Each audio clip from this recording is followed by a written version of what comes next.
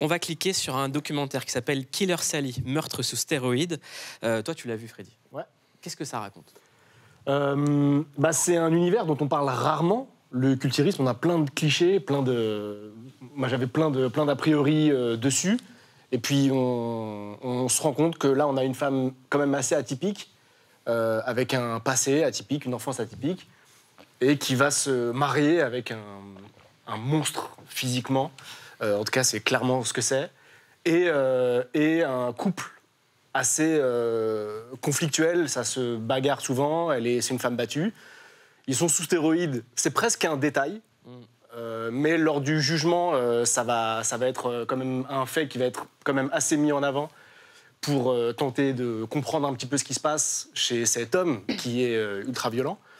Et c'est très bien réel comme doc. C'est-à-dire qu'il y a un petit revirement de situation, épisode 2-3. C'est assez intéressant. Pour le coup, c'est très cool, très bien à voir. Maître Tomasini, vous l'avez vu. Dans un instant, nous allons recevoir Barbara Ménage, elle est bodybuildeuse, championne de France et d'Europe de bodybuilding. On regarde à quoi ça ressemble. Ce soir, on clique sur Killer Sally. Killer Sally, c'est elle, Sally McNeil, alias la bodybuildeuse de North County, qui le 19 mars 1996 a été condamnée à la réclusion à perpétuité pour le meurtre de son mari, Ray McNeil. I believed in the system and I believed I was going to be given a fair trial. It became a nightmare. Elle a toujours invoqué la légitime défense, évoquant des violences conjugales de la part de son époux depuis des années. I see women 25, 30 years later after Sally's case who are getting equally long sentences. À travers cette affaire, on découvre le monde du bodybuilding dans les années 1990. Sally et Ray McNeil sont tous les deux des anciens marines et sont passionnés de culturisme. In 1990, Ray and I won the Armed Forces Bodybuilding Championships. He's on his way to be a successful bodybuilder and I was working my way. Alors que Sally a mis sa carrière prometteuse de côté pour se consacrer à celle de Ray, son mari, lui, est devenu champion national de culturisme. He said that I was inferior and that he was the more superior bodybuilder and everything should go towards him. La série met en lumière les travers de l'univers du bodybuilding et l'image des femmes dans cette profession. Did she use her strength to defend herself or to murder her husband? Is she a strong woman or a victim? Diane Dimond has the story of the pumped-up princess who is charged with killing.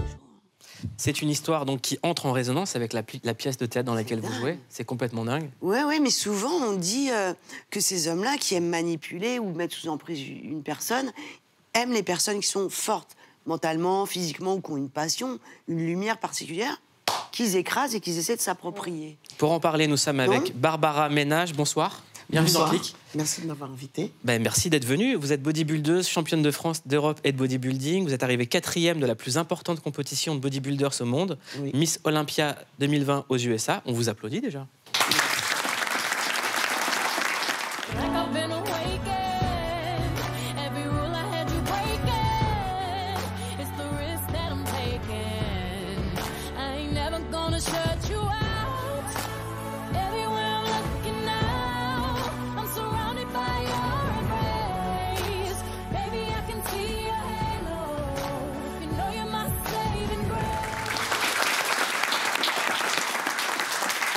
Je vous rassure, on ne vient pas vous demander si vous prenez des stéroïdes comme dans la série. Ce n'est pas du tout l'idée. Au contraire, parce que cette série, Meurtre sous stéroïdes, parle également de ce qu'affrontent les femmes dans ce monde du bodybuilding. Maître Tomasini, vous avez vu la série? Oui. Qu'est-ce que vous en avez pensé? J'ai été extrêmement intéressée également par cette série pour la raison suivante, c'est que donc Sylvie évoquait le fait que les agresseurs apprécient particulièrement les femmes fortes. Alors, ils apprécient surtout des femmes lumineuses qui respirent la joie de vivre, puisque en fait, ce sont des prédateurs, les agresseurs, qui vont se nourrir de cette lumière. Et des vampires. Voilà, sont les vampires modernes. En revanche, c'était perdu d'avance pour Sally, pour qu'elle obtienne donc un acquittement au bénéfice de la légitime défense. Pourquoi c'était perdu d'avance? Parce que précisément, le jury ne voit et ne peut imaginer qu'une femme soit victime qu'à partir du moment où, physiquement, elle a l'air de ce qu'on appelle une vraie victime, c'est-à-dire qu'elle soit fragile, qu'elle pleure, qu'elle soit détruite. Le fait que cette femme soit super musclée, super forte, intelligence, manipulation, etc., dans l'inconscient collectif, et c'est dramatique d'ailleurs, parce que pour des mêmes faits, vous avez des femmes, certes, qui sont fragiles affectivement, mais qui sont chefs d'entreprise, et elles vont avoir beaucoup de mal à convaincre qu'elles puissent être violentées dans le huis clos familial. Et donc, c'est couru d'avance, elles vont être condamnées. Barbara, vous êtes dans ce monde du bodybuilding, et quand on voit Killer Sally, ça explique ce monde. Moi, je ne le connaissais pas. On voit les sacrifices qu'il faut faire, et surtout, on voit à quel point, pour les femmes, c'est plus dur. Très, très dur. Pourquoi est-ce que le corps de la femme est soumis à beaucoup plus d'injonctions, qu'elles n'arrivent pas à se faire leur place, qu'elles sont beaucoup moins bien payées. Et en fait, c'est aussi ça, l'histoire de Killer Sally. C'est une femme qui se retrouve à devoir subvenir aux besoins de son mec qui était la star du bodybuilding. Elle était sous-payée. Elle devait jouer dans des vidéos complètement glauques à côté pour son mec. Est-ce que vous, quand vous avez commencé, vous avez eu à affronter ces clichés-là et des difficultés comme ça? Bien, en fin de compte, au départ, c'est vrai que c'était très, très compliqué par rapport au regard des gens qui ne comprenaient pas pourquoi devenir autant musclé. Et du coup, c'est vrai que c'est... Enfin, les gens ne se rendent pas compte des efforts que l'on fait, des sacrifices que l'on fait. Et malheureusement, oui, on est obligé de donner 10 fois plus que les hommes, que ce soit en salle de sport ou pour faire rentrer l'argent à la maison, c'est sûr. Donc, vous arrivez à en vivre? Non. Non, pas du tout. Non, je suis obligé de travailler à côté. Parce que justement, quand on fait des compétitions, oui, certes, quand on est bien placé, on a une prime, mais c'est une prime ridicule par rapport à celle des hommes. Quand, par exemple, à Olympia, le gagnant, Mister Olympia, touche 450 000 $, en exemple, ça c'était l'année dernière, eh bien, une femme Miss Olympia qui gagne sa catégorie touchera 45 000 $. 10 fois moins. Ah. Oui. Donc, c'est vrai que sur le coup, c'est un peu violent. C'est pour ça qu'au bout d'un moment, on a du mal à supporter tout ce qu'il y a autour. Parce que justement, on n'est pas assez récompensé pour les efforts. Il n'y a pas d'association ou de confédération, de gens qui s'organisent justement pour faire changer ça? Si, je pense qu'il y en a, mais pas en France. Parce qu'en France, c'est un sport qui n'est pas très connu, finalement. Comment vous êtes décidé de faire ce sport et d'aller en compétition? Ben en fait, avant, j'étais sprinteuse. J'étais déjà assez prédestinée à faire du bodybuilding. On m'a proposé à plusieurs reprises, mais je n'étais pas intéressée. Et à une période de ma vie, j'ai traversé... c'était très, très compliqué. Et mon coach m'a dit, bon, écoute, est-ce que ça t'intéresse de faire de la compétition puisque tu es déjà parti accompagner des athlètes, tu as vu comment ça se passait. J'ai dit, bon, allez... j'ai envie de me lancer un challenge, j'avais plus envie d'abandonner quoi que ce soit, j'avais envie de me lancer dans quelque chose pour moi, pour me donner la preuve, pour avoir la preuve que j'étais quelqu'un, quoi. Que j'existais, que j'avais le pouvoir de réussir. Et lorsque j'ai fait ma première compétition, j'ai réalisé que c'était là où je devais être, où je voulais être, parce que j'ai gagné au fur et à mesure, et puis... C'est maintenant que je réalise, c'est seulement maintenant que je réalise qu'effectivement, au niveau retour sur investissement, c'est pas rentable. C'est pas rentable du tout, quoi.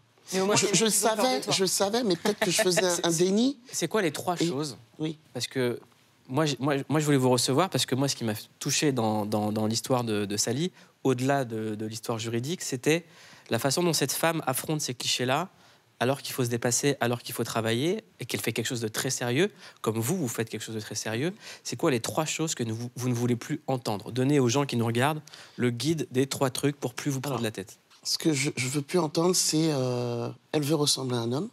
C'est pas féminin, alors que ça n'a rien à voir avec la féminité. Enfin, je sais pas, une femme musclée peut être féminine. C'est une question d'être, c'est pas une question de paraître. Et la dernière chose, c'est ces gens-là, ils sont cons. Voilà. Et vous vous entraînez à combien de temps par semaine? Alors, je m'entraîne tous les jours à raison de 2 heures par jour. 2 heures par jour? Ouais. Tous les jours? Du lundi au vendredi. En préparation, en tout cas. On va juste vous regarder vous entraîner, c'est fascinant. Vraiment, je vous admire, mais vous ne pouvez pas savoir à quel point.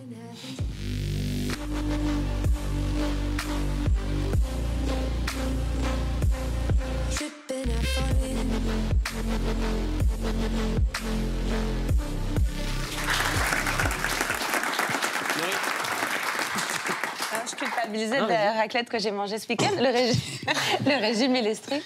Oui, en ce moment, très strict, parce que je suis justement à 15 jours de Olympia. Ouais. Donc il y a des choses que j'ai le droit de manger. Parce que vous devez rentrer dans un certain poids, c'est ça? Eh bien, justement, non, c'est pas par rapport au poids, c'est par rapport au physique. Je dois être super sèche. Okay. Donc mon corps doit se vider de son eau et de sa graisse, bien sûr, pour pouvoir faire ressortir tous les muscles. Voilà. Okay. Et il faut que tout soit harmonieux, on va dire, saillant, harmonieux. Ouais. Et l'alimentation? Je dis c'est pas pour Jimo et moi, c'est pour un ami. N'importe quoi. C'est pour moi. L'alimentation. C'est comme ça à 17 ans, y a pas de problème. Je sais très bien comment faire. C'est le bob. Ouais, c'est ça. Moi, j'ai arrêté, c'est tout. Ouais. Non, t'as un bob qui est lourd, c'est pas toi. En fait, on peut manger ce qu'on veut. Enfin, non. On peut tous, pas moi. Arrêtez de faire la mytho. Non, donnez-tous votre routine. Non, vous tous, vous pouvez manger ce que vous voulez, mais à des quantités raisonnables. C'est comme l'alcool. Mais tout le monde, il faut être prédestiné quand même un peu, ou pas? Je pense qu'il faut avoir des prédispositions. Voilà, c'est ça. Ouais. Pour moi, c'est pas par exemple. Je peux plus, moi, ça y est. Si, il est jamais trop tard. C'est vrai? Non, il est jamais trop tard. Entraînez-moi. Pour des raisons différentes. Ça fait combien de temps que vous faites du bodybuilding? Alors, bodybuilding, j'ai commencé en 2015, la compétition. Ouais. Mais je m'entraîne depuis 21 ans. Voilà. Pour 21 ans. Ce ne sera pas demain pour nous. Non, mais peut-être après-demain. Il est optimiste. Vous dites que vous avez commencé parce que ça allait pas très fort.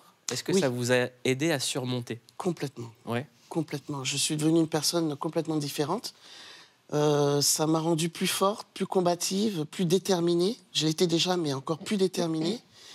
Et vraiment solide, quoi. Je sens que j'ai les épaules suffisamment solides pour supporter plus de choses que je ne supportais pas avant. Et alors, expliquez-moi, c'est quoi les poses qu'on doit faire? Alors, ce sont des poses imposées, c'est double biceps. C'est quoi? Alors, c'est celle-ci, voilà. C'est ça? Voilà, comme celle-ci, voilà. Ouais, Après, il y a le side chest. Ouais. Side chest sur le côté. Ouais. Voilà. Ça, c'est pour montrer là. Ouais, et puis ici. Ouais. Pardon pour le micro. Double biceps dos. Ouais. Voilà. Et vous avez la pose, voilà, abdos. Wow. Moi, ce que j'adore, Barbara, c'est que sur les images, vous êtes tellement musclée, tellement belle.